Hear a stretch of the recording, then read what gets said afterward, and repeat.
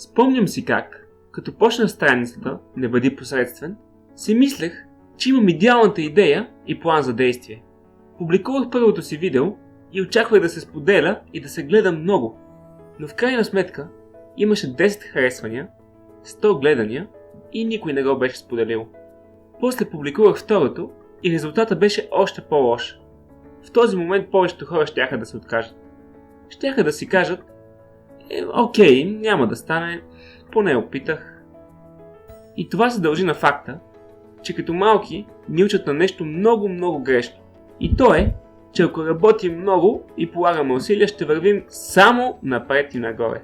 И затова, това не стане ли, то ние се отказваме. И това, според мен, е напълно грешно. И сега аз ще ви кажа истината. Истината за успеха е, че той изглежда така.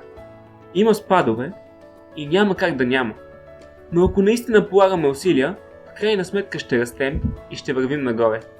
Винаги ще има лоши моменти и няма как да няма. Но в крайна сметка ще израстваме. И ако осъзнаете това, то ще ви е наистина полезно. Не се фокусирайте върху неуспеха, а мислете как можете да се подобрите. Аз лично прилагам това всеки ден. Мислите ли си, че постоянно гледам колко последователи имам в Facebook или в YouTube? И дали днес са повече от вчера? Не.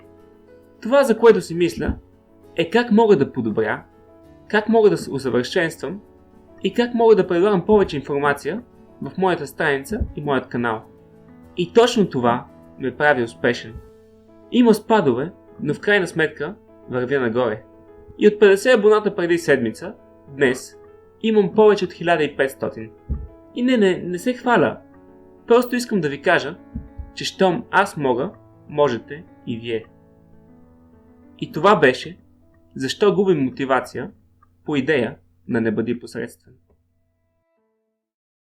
Ако видеото ви е харесало, може да го споделите, харесате или да се абонирате за каналът ни, натискайки точно тук.